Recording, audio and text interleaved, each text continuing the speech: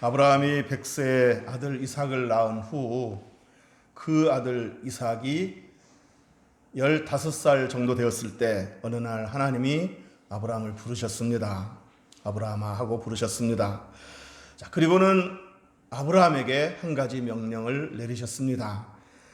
아브라함은 그 명령을 듣는 순간 귀를 의심했습니다. 이것이 정녕 하나님이 나에게 내리시는 명령이란 말인가 하고 자신의 귀를 의심할 정도로 큰 충격을 받았습니다. 그 명령은 다름 아닌 아들 이삭을 모리아산에서 제물로 바치라는 것이었습니다. 그것도 번제로 바치라는 겁니다. 번제라는 제사는 짐승을 죽여서 토막을 내서 불로 태워 바치는 제사를 말합니다. 그런데 100세에 낳은 아들, 그야말로 눈에 넣어도 아프지 않을 그 아들을 번제로 바치라고 하니 아브라함은 앞이 캄캄했을 겁니다. 물론 하나님이 이삭을 죽일 작정으로 이삭을 번제로 바치라고 한 건 아닙니다. 정말 죽일 작정으로 이삭을 번제로 바치라고 명령하신 것은 아닙니다. 본문 1절에 보면 하나님이 아브라함을 시험하사 그랬습니다. 하나님이 아브라함을 시험하시기 위해서 그와 같은 명령을 내리신 겁니다. 자, 그러나 그 사실을 모르는 아브라함은 하나님의 명령을 받았을 때 그야말로 청천날벼락 같은 그런 충격을 받았을 겁니다. 자, 이때 아브라함의 심정은 어떻겠습니까? 100세 아들을 주실 때는 언제고 이제 와서 아들을 죽이려 한다는 말인가? 어쩌자고 하나님은 이렇게 다 큰 아들을, 이렇게 멋지게 큰 아들을 번제로 바치라고 하신다는 말인가? 아브라함은 정말 이해할 수 없었을 겁니다. 다른 명령은 다 순종할 수 있지만 아들을 바치라는 이 명령만큼은 정말 피하고 싶었고 거부하고 싶었을 겁니다. 그래서 밤새 고민하고 괴로워했을 겁니다. 자, 그런데 놀랍게도 아브라함은 다음날 아침 일찍 일어나 하나님이 지시한 모리아산으로 올라갈 채비를 차렸습니다. 순종하기로 결단한 겁니다. 여러분, 오늘 본문에 아브라함이 이 일로 아내와 의논했다는 말이 없습니다. 아마도 아내 사라가 알면 이 양반이 나이 들더니만 노망 들었나 하고 울고 불고 난리를 칠 것이 뻔하기 때문에 아내와 의논하지 않았던 것 같습니다. 성경에 보면 아브라함의 장막과 사라의 장막이 따로 있었다고 그랬습니다. 한 방에서 침대를 따로 쓴 것도 아니고 한 장막에서 각 방을 따로 쓴 것도 아니라 아예 장막을 각각 따로 썼다고 그랬습니다. 그래서 아브라함은 아내 모르게 살짝이 이삭만 데리고 갈 수 있었던 것 같습니다. 아브라함은 두 종을 데리고 아들 이삭과 함께 하나님이 지시한 모리아산으로 출발했습니다. 3일길이라고 했으니까 나귀 안장 한쪽에는 일주일치 양식을 실었을 것이고 한쪽에는 번제에 쓰여질 장작을 실었습니다. 그렇게 해서 3일길을 걸었습니다. 드디어 하나님이 지시한 모리아산 번제 장소가 멀리서 보였습니다. 여러분, 아브라함이 그 번제 장소를 멀리서 바라보았을 때 어떤 마음이 들었겠습니까? 순종하기로 결단하고 오긴 왔지만 막상 그 장소를 멀리서 바라보니 정말 또 한 번 갈등과 괴로움이 요동쳤을 겁니다. 이제라도 돌아갈까 하는 마음도 들었을 겁니다. 그러나 아브라함은 다시 마음을 다잡고 하나님이 지시한 목적지로 올라갔습니다. 자, 그런데 여기서 올라가기 전에 아브라함은 두 종들을 산 중턱에 남게 했습니다. 두 종들을 산 중턱에 남게 한 이유는 아브라함이 이삭을 잡아 죽이려고 할 때 종들이 우리 주인님이 치매가 왔나, 우리 주인님에게 치매가 왔나 하면서 아브라함을 밀치고 그 노인네를 밀치고 제사를 방해할까 봐 그랬을 겁니다. 아브라함은 두 종들과 나귀를 그곳에 남게 하고 아버지와 아들 단 둘이서만 올라갔습니다. 번제에 쓸 장작은 아들 어깨에 쥐어주고 번제에 쓸 불과 칼은 아브라함이 들었습니다. 둘이서 산 위로 올라가는 동안 두 사람 사이에 무거운 침묵이 흘렀습니다. 그렇게 한참 동안의 침묵이 흐른 후 이삭이 입을 열어 이렇게 물었습니다. 아버지, 불과 나무는 있는데 번제에 쓸 양은 어디 있습니까? 지금 하나님께 제사 지내러 가는데, 그래서 불과 나무는 있는데 번제에 쓸 양은 어디 있습니까? 아버지는 아들의 질문을 받고 가슴이 뜨끔했을 겁니다. 아브라함은 차마 아들아, 네가 바로 번제 바칠 제물이란다 이렇게 말할 수 없어서 하나님이 준비하셨단다 라고만 말했습니다. 하지만 분명 이삭은 눈치를 챘을 겁니다. 오늘 제사의 제물은 바로 나구나. 그래서 아버지가 저렇게 무거운 표정을 지으시고 저렇게 얼굴이 어두우시구나, 이렇게 눈치를 챘을 겁니다. 마침내 아버지와 아들은 하나님 일러준 곳에 이르게 되었습니다. 이삭이 어깨에 짊어지고 온 창작나무를 제단 위에 올려놨습니다. 그리고는 망설임 없이 아들 이삭을 밧줄로 결박했습니다. 그리고 그 결박한 아들을 장작 더미 위에 눕혀놓았습니다. 여러분, 이때 혈기왕성한 10대 이삭이 얼마든지 늙은 아버지를 뿌리치고 도망칠 수도 있었습니다. 하지만 이삭은 아버지에게 자신의 몸을 순순히 맡겼습니다. 그것이 하나님의 뜻임을 알았기 때문입니다.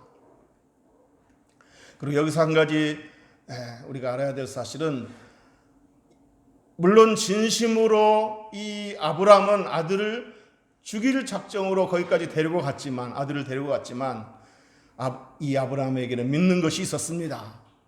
그건 뭐냐면, 내가 이 아들을 죽여도 하나님이 이 아들을 다시 살려낼 것이다.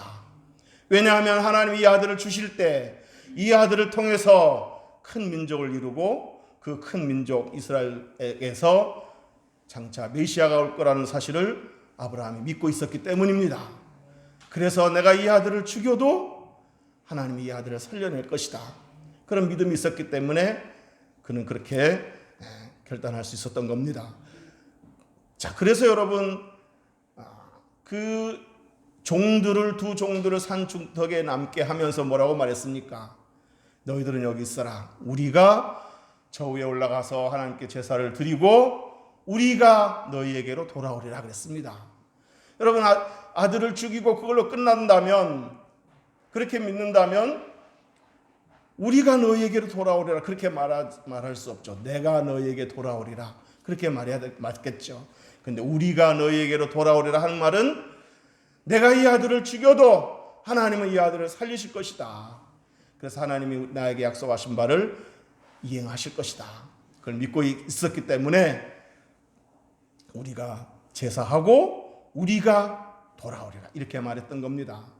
실제로 히브리서 저자는 히브리서에서 이렇게 말했습니다.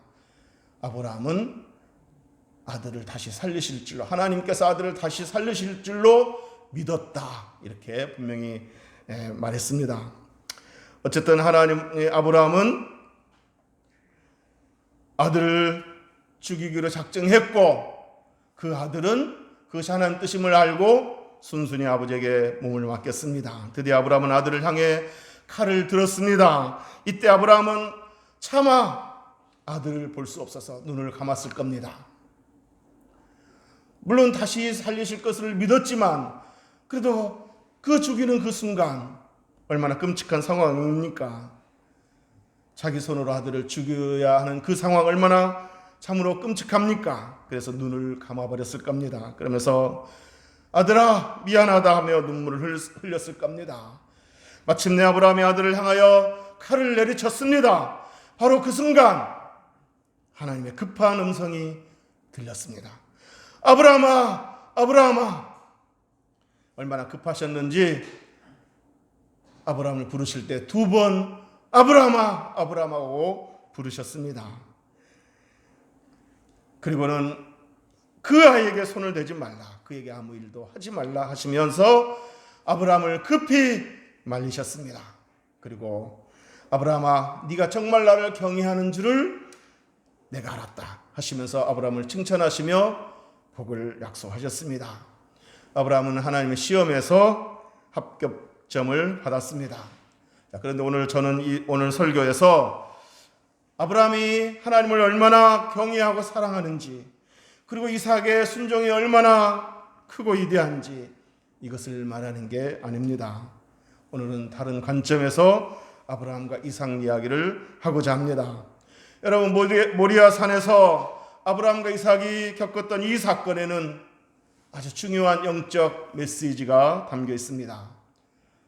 첫째로, 모리아 산에서 이삭을 바치려 했던 아브라함은 하나님 아버지를 예표하고 상징합니다. 독생자 예수 그리스도를 이 땅에 보내시고 십자가에 죽게 하신 그 하나님 아버지를 예표하고 상징합니다. 아들을 제물로 바쳐야만 했던 그 아브라함의 참담한 심정은 바로 독생자 예수 그리스도를 이 땅에 보내셔야만 하는 그 하나님 아버지의 심정을 묘사하는 겁니다. 죄인을 구원하기 위하여 아들을 십자가에 죽게 하셔야만 했던 그 하나님 아버지의 심정을 묘사한 겁니다. 여러분, 이삭을 제물로 바쳐야만 했던 아브라함의 참담한 심정을 한번 머릿속에 그려보시기 바랍니다. 번제에 쓸 장작나무를 아들의 어깨에 짊어지었을 때, 아들을 죽이고 불에 태우기 위해서 그 아들을 밧줄로 묶어 장작더미 위에 눕혀 올려놓았을 때, 그리고 아들을 향하여 칼을 들어 올렸을 때, 이때 아버지 마음이 얼마나 고통스럽겠습니까? 얼마나 가슴이 미어졌겠습니까? 그런데 여러분, 아브라함이 겪은 이 고통은 장차 하나님 아버지가 겪을 고통이었습니다. 아들 예수 그리스도를 사람이 되게 하여 이 땅에 보내셨을 때, 아들 예수 그리스도가 이 땅에 고난받고 사람들에게 버림받고 멸시받고 조롱당하고 배신당했을 때, 아들 예수 그리스도가 사람들에게 뺨을 맞고 침뱉음을 당하고 채찍에 맞았을 때, 그리고 그 아들 예수 그리스도가 십자가를 지고 골고다 언덕으로 올라갔을 때, 그리고 오르는 길에서 몇 번이고 쓰러졌을 때, 골고다 언덕에서 군인들이 아들의 두 손과 두 발에 큰 대못을 사정없이 박았을 때, 두 손과 두 발이 못에 박힌 채 십자가가 높이 들리워졌을 때, 그리고 십자가 위에서 내가 목마르다고 목마름을 호소했을 때, 그리고 나의 하나님 어찌하여 나를 버리시나이까 라고 절규했을 때, 이 모습을 지켜보셔야 했던 아버지 하나님의 고통이 얼마나 컸겠습니까? 모리아 산에서 겪은 아브라함의 고통은 갈보리 산에서 겪은 하나님 아버지의 고통을 묘사하는 겁니다. 제가 며칠 전에 사돈네 식구들과 함께 저녁 식사를 했던 적이 있었습니다. 식사를 마치고 카페에서 커피를 마시면서 이런저런 이야기를 나누었었는데, 그때 안사돈께서 이런 간증을 하셨습니다. 안사돈께서 자신의 딸들, 쌍둥이 딸들, 그 중에 하나가 우리 며느리죠. 그 자신의 딸들을 미국에 유학 보내고 난 후에 하루는 그 딸들이 걱정이 돼가지고 잠을 못 이뤘답니다. 그리고 제대로 뒷받침도 못 해주는데 알바하면서 공부하니 얼마나 힘들까 하는 생각에 애처롭고, 그래서 마음이 엄청 아팠답니다. 그래서 그 딸들을 위해서 울면서 하나님께 기도하는데 마음에 이런 하나님의 음성이 들리더라는 겁니다. 야, 너는 딸들을 미국에 보내고 마음 아파하는 거냐? 네 딸 잘 되라고 공부시키러 미국에 보낸 거 아니냐? 그것 때문에 마음 아파하는 거냐? 나는 내 아들을 이 땅에 보낼 때 사람들에게 멸시받고 십자가에 매달려 고통스러워하며 죽게 될 것을 뻔히 알면서 내 아들을 보냈다. 그런 음성이 마음에 들리더라는 겁니다. 그때 안사도는 이렇게 울면서 고백했답니다. 하나님 정말 그렇네요. 하나님은 아들을 보내실 때 저하고는 비교가 안 되게끔 마음이 아프셨겠네요 라고 고백하면서 다시 한번 감사의 눈물을 흘렸다고 합니다. 모리아산에서의 그 아브라함은 갈보리산에 아들을 죽게 하신 하나님 아버지를 예표합니다. 자, 둘째로 모리아산에서의 아들 이삭은 예수 그리스도를 예표합니다. 그런데 이삭은 예수 그리스도를 예표하되 두 가지 면에서 예수 그리스도를 예표합니다. 첫째는 제물로서의 예표입니다. 모리아산에서 제물로 드려진 이삭은 십자가에서 속죄 제물이 되신 예수 그리스도를 예표합니다. 이삭이 자신이 번제 제물이라는 것이 하나님 뜻인 줄 알고서 묵묵히 아버지 아브라함에게 자신의 몸을 맡겼던 것처럼, 그래서 담담하게 죽음을 맞이하려 했던 것처럼 예수님도 자신이 인간의 죄를 대신할 속죄 제물이라는 사실을 알기에, 그것이 하나님 뜻이라는 것을 알기 때문에 하나님 아버지의 뜻에 맡기고 묵묵히 그는 십자가를 지고 또 그 십자가에서 죽음을 맞이하셨습니다. 이때 상황을 구약시대 선지자 이사야가 이렇게 묘사했습니다. 이사야 53장 7절에 그가 곤욕을 당하여 괴로울 때에도 그의 입을 열지 아니하였으며 마치 도수장으로 끌려가는 어린 양과 털 깎는 자 앞에 잠잠한 양같이 그의 입을 열지 아니하였도다.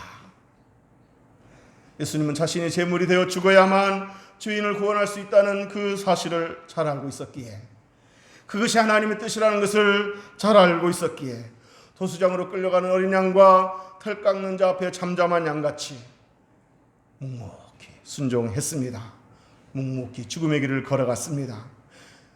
이처럼 모리아산에서 제물이 되고자 했던 이삭은 갈보리산에서 참 제물이 되신 예수 그리스도를 예표합니다.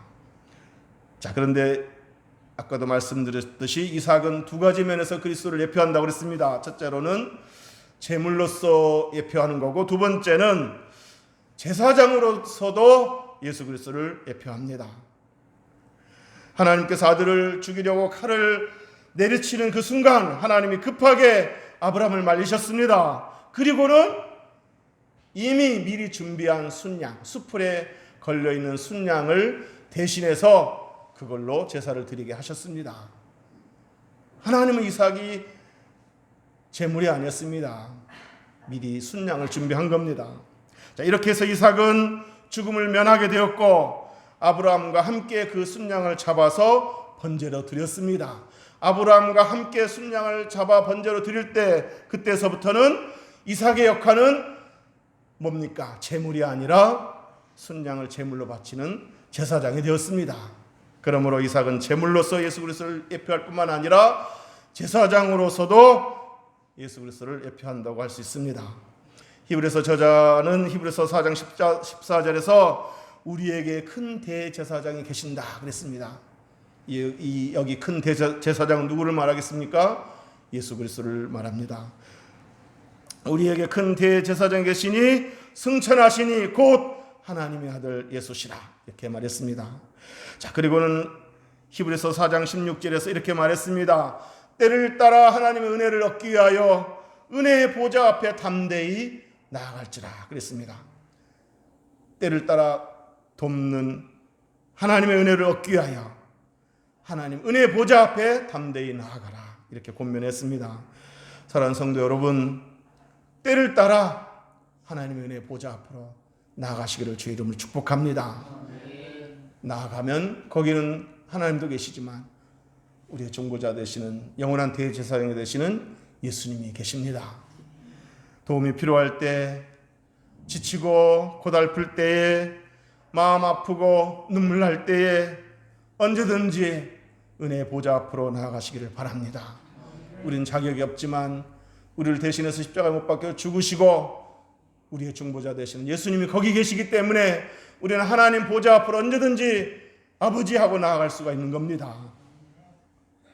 그러면 우리 대제사장 되신 예수님이 두 팔로 우리를 꼭 안아주시면서 저와 여러분의 눈물을 닦아주시면서 우리 손을 떨리는 우리 두 손을 꼭 붙잡아 주시면서 살아갈 용기와 희망을 능력을 공급해 주실 줄로 믿습니다.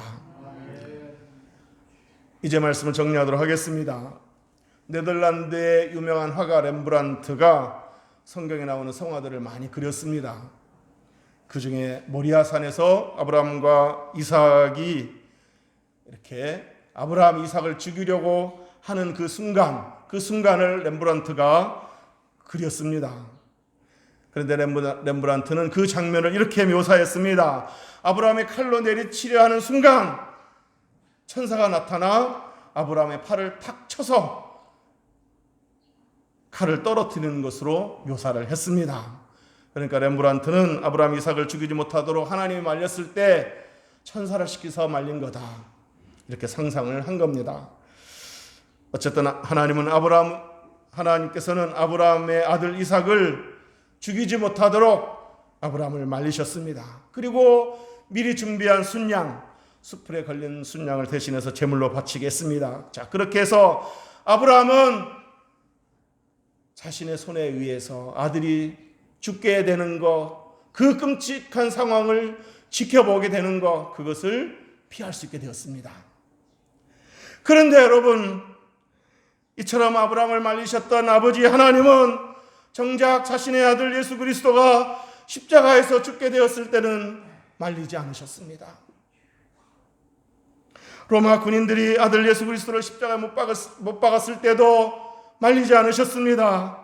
로마 군인들이 아들 예수 그리스도를 창으로 찔러 그 옆구리에 피가 쏟게 했을 때도 하나님은 말리지 않으셨습니다. 아들이 괴로워하며 신음하며 죽어가는 모습을 보셨을 때에도 말리지 않으셨습니다. 죽도록 내버려 두셨습니다. 왜 안 말리고 싶었겠습니까? 그러나 끝까지 말리지 않으셨습니다. 왜 그러셨겠습니까? 아들 예수 그리스도가 피를 흘려야만 저와 여러분의 죄가 씻음 받을 수 있고, 아들 예수 그리스도가 죽어야만 우리의 죄값을 대신 치를 수 있기 때문에, 그래서 저와 여러분이 구원받을 수 있기 때문에 말리지 않으신 겁니다. 웬 말인가? 날 위하여 주 돌아가셨나? 이 벌레 같은 날 위해 큰 해 받으셨나? 나 십자가 대할 때 그 일이 고마워 내 얼굴 감히 못 들고 눈물 흘리도다. 늘 울어도 눈물로서 못 갚을 줄 알아 몸밖에 드릴 것 없어 이 몸 바칩니다. 이 찬송 가사가 저와 여러분의 고백이 되고 찬양 제목이 되고 감사 제목이 될 수 있기를 주의 이름으로 축복합니다. 기도하겠습니다.